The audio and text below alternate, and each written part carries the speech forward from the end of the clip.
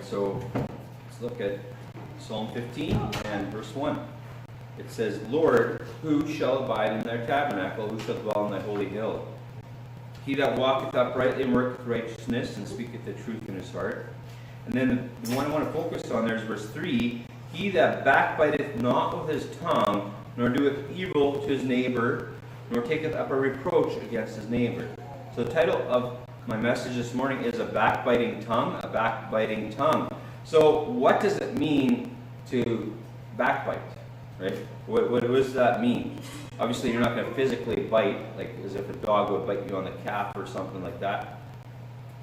But if you look it up in the dictionary, there's actually a word that you can find in the dictionary, and it says, and there's different ways you can use that word, backbit, backbitten, backbiting. But it means to attack the character or reputation of a person who is not present. Okay, like to talk behind their back. We might say stabbing somebody in the back or backstabbing, right, today. Or to speak unfavorably or slanderously of a person who is not present.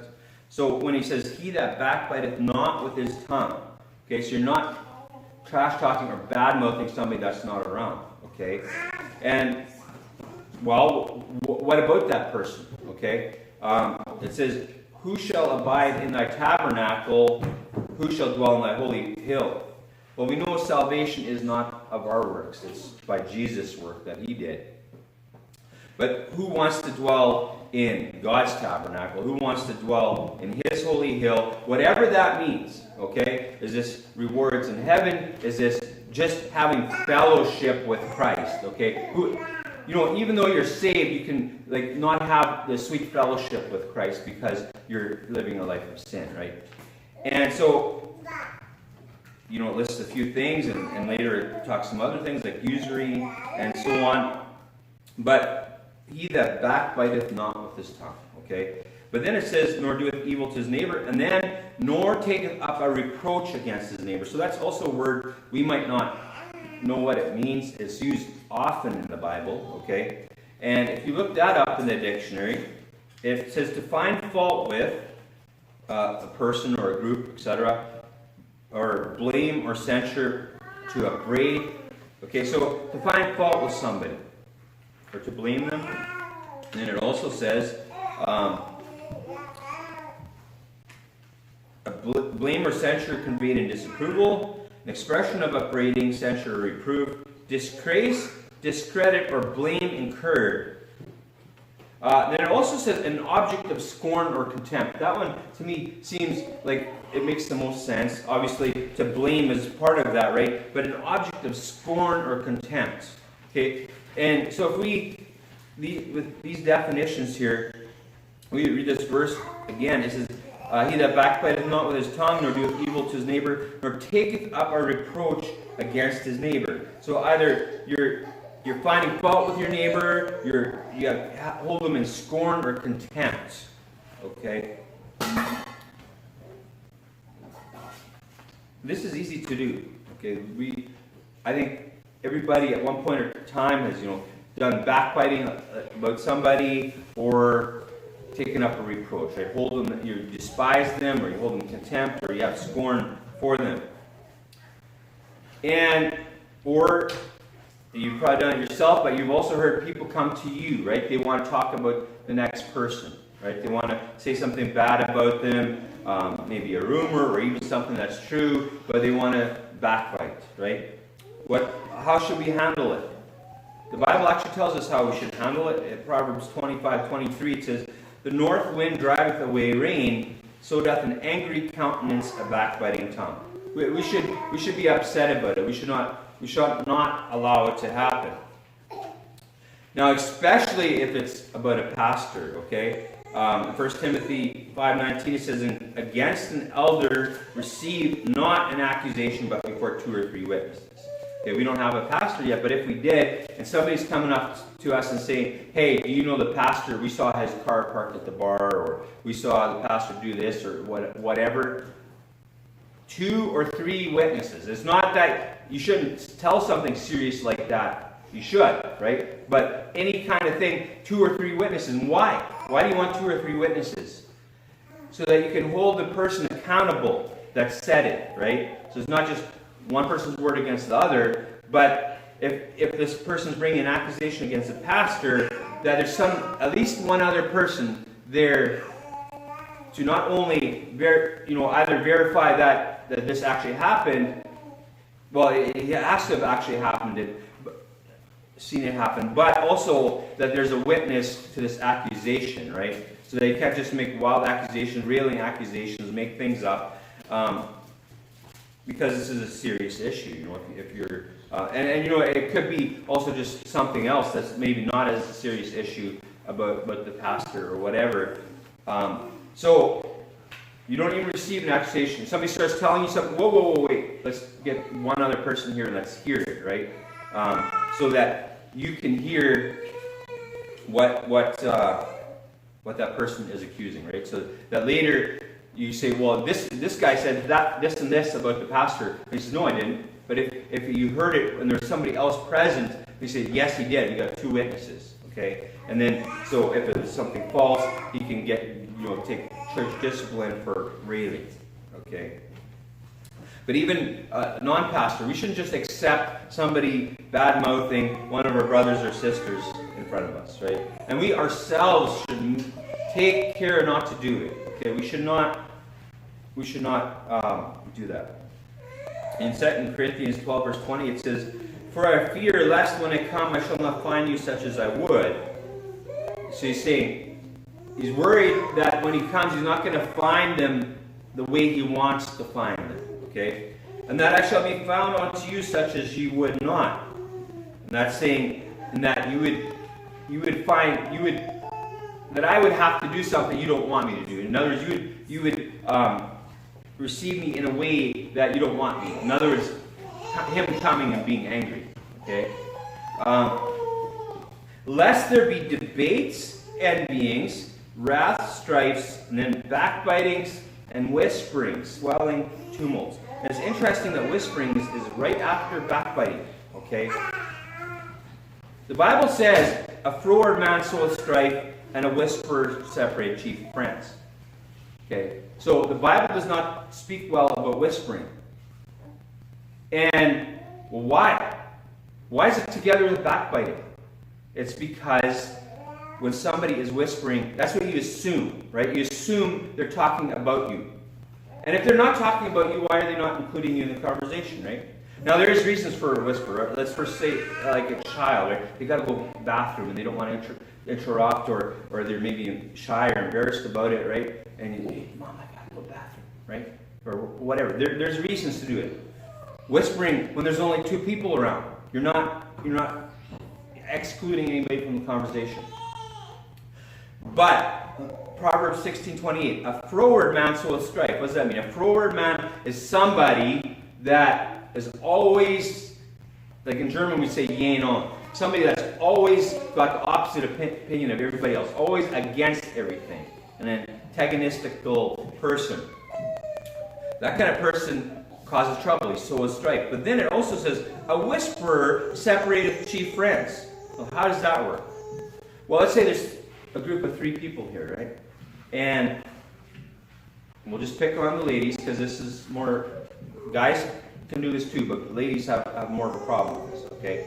So there's 3 women here, and 2 of them start whispering. What is that third woman going to think, right? Oh, they're talking about me. And they could be talking about something totally else, right? Somebody just thought of something funny, whispers it to the next person, and they both laugh. What's the third person supposed to think, right?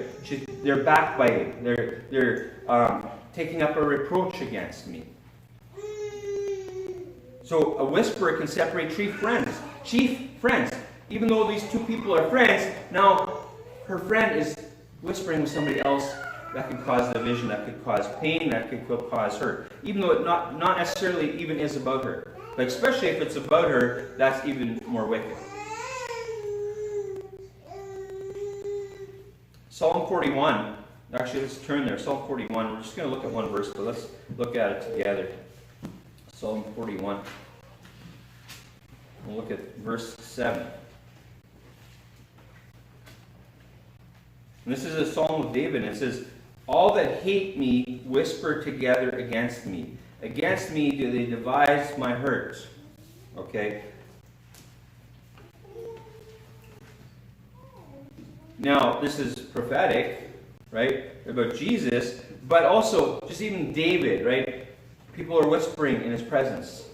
He said, people that hate him. And he said, you can just kind of feel the way the mood is or whatever, and people are whispering. It's like, this isn't going good. People don't like me, or people hate me, like he says here, right? And they're whispering together against me. Against me do they devise my hurt. Devise means they're thinking of ways to hurt him.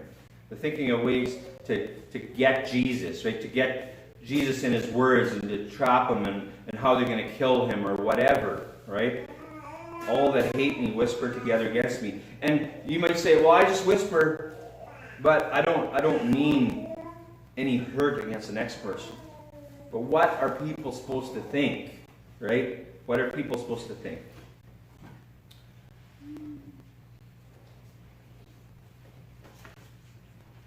In Romans 1. Romans 1 is the chapter about the reprobates, right? Romans 1 and verse 29.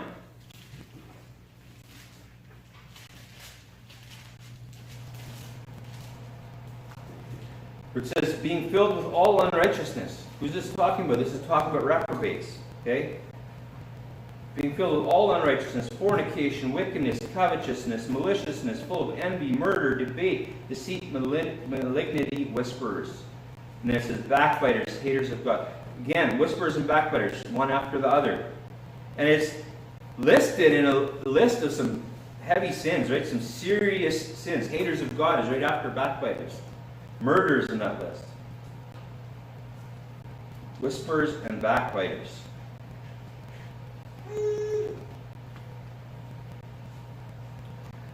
Flip, if you would, to Galatians chapter 5. Galatians chapter 5.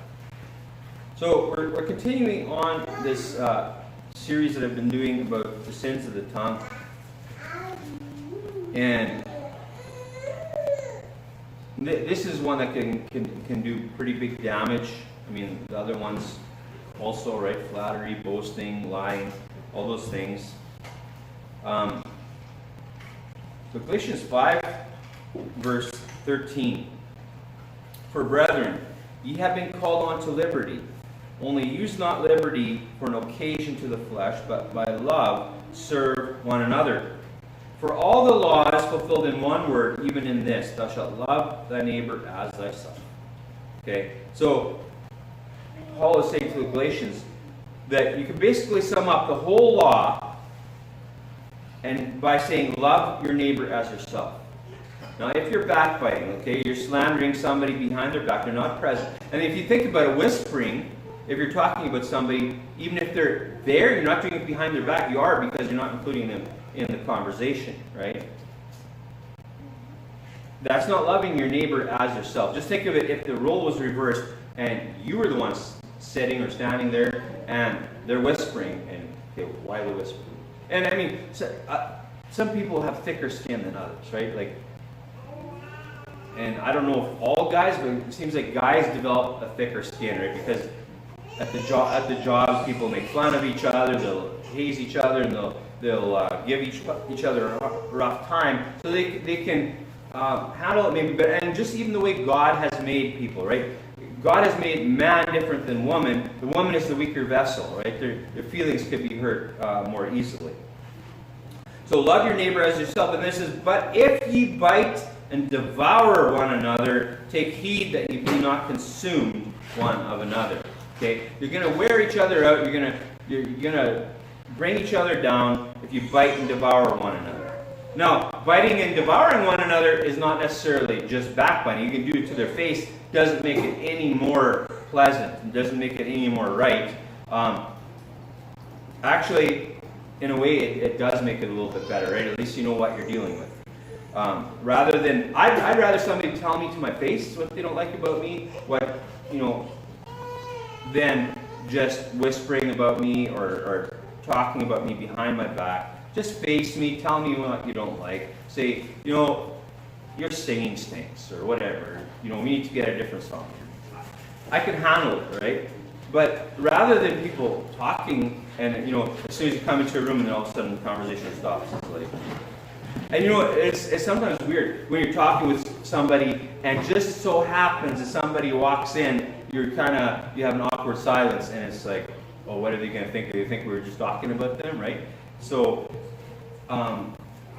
you got to be aware of things like that. But on the other hand, you can't let things like that bother you, right? And it's not in my notes, but I wish I would have thought of it earlier. There's, it might be in Proverbs. It talks about don't, listen too carefully at everything that's being said, because you yourself have badmouth other people, right? And I think maybe it has even to do with, a lord or a boss. So don't let it bother you. Don't even listen that carefully. Just go on with your life. Words can hurt, but don't let them. Okay, they're not going to bruise your body. I mean, nobody can talk that loud that they can physically hurt you anything except for your ears, right? And if you got a baby on your shoulder and they cry right into your ear, that actually physically hurts, and it takes a minute or longer to get better.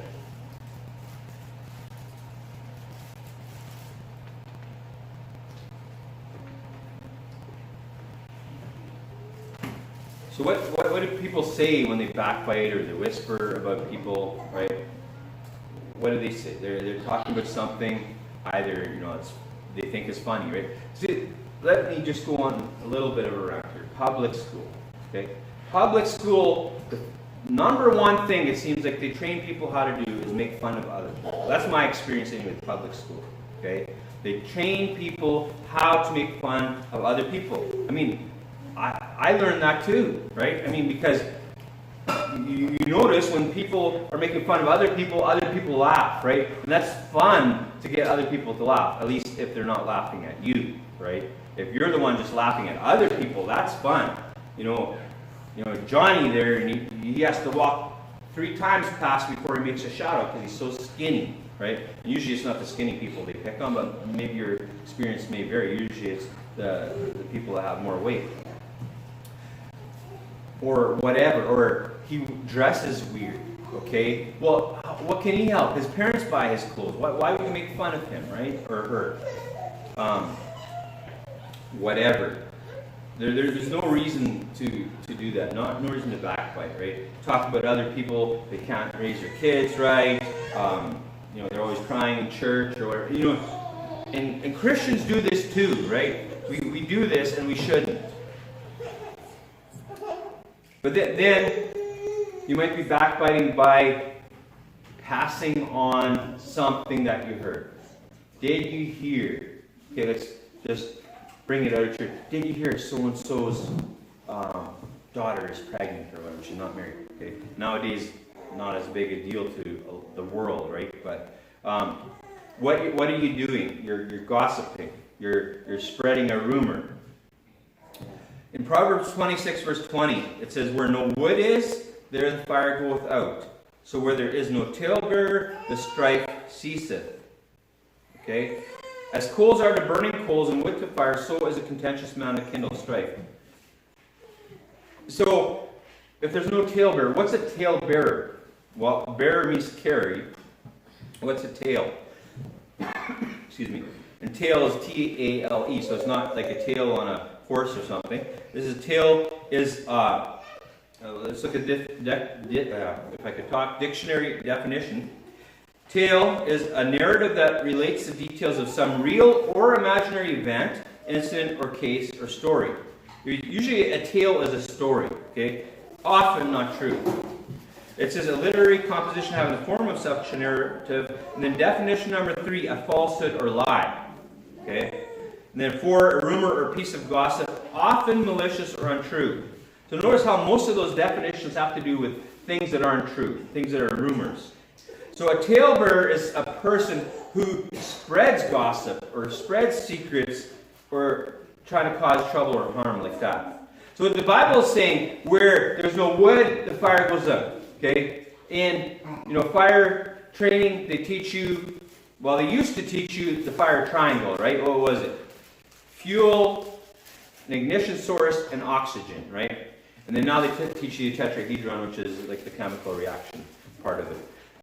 But if you take one of those three pieces of the triangle, let's just keep it simple. You take the air away, there's no fire anymore, right? The fire needs oxygen. Or if you take the fuel away, there's also no fire, right? Because it just fizzles out. There's nothing more to basically, it's not the solid that burns. Okay, just get technical for a moment. The fire releases gases, and this is what I was taught anyway. Fire releases gases, and the gases burn. So when you have not enough wood to release gases anymore, the fire goes out. And the third thing is, if you take away the source of ignition, there's no fire. Okay? You have to have ignition. So when somebody comes to you with a rumor, and you don't act like the wood, like the fire comes, and you're not wood, or you don't give it oxygen, the strife ceases, right? There's no talebearer anymore. The chain stops there. Like, I think we probably all played the game telephone, right? Somebody whispers somebody.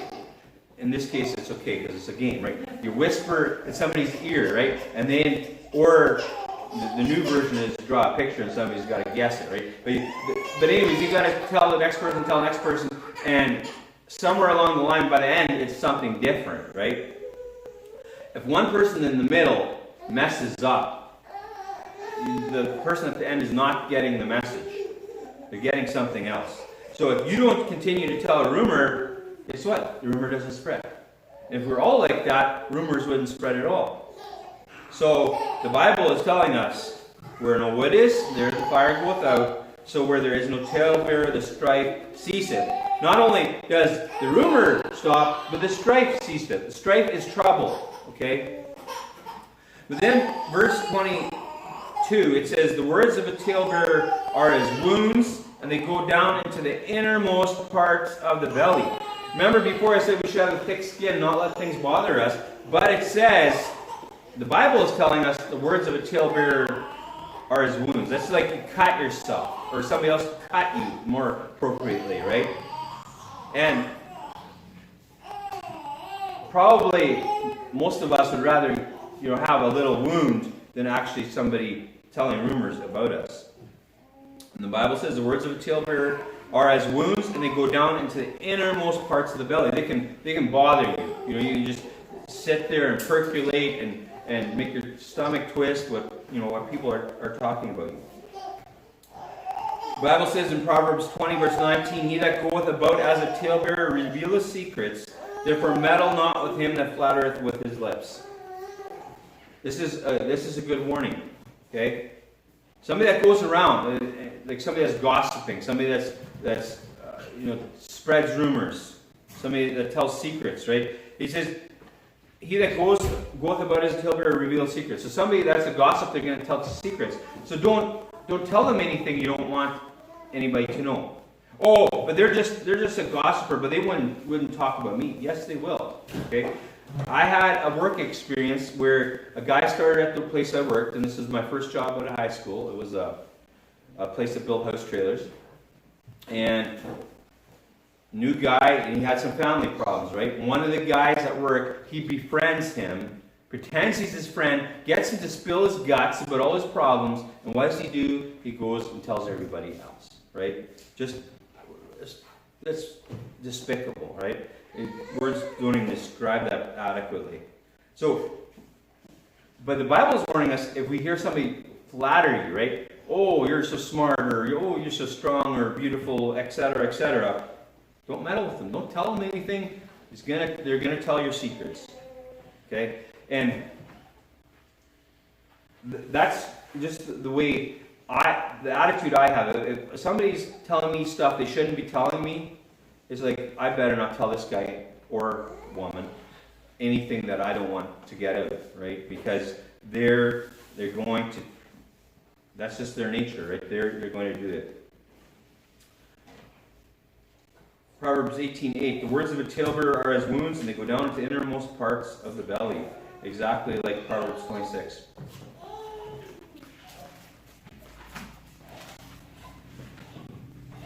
in Proverbs 11, verse 13, it says, "A talebearer revealeth secrets, but he that is of a faithful spirit concealeth the matter." So if we're faithful, we have a faithful spirit, instead of passing on the rumor, passing on the secret, we'll conceal it. We'll help to cover it up. Now, big warning or caveat here.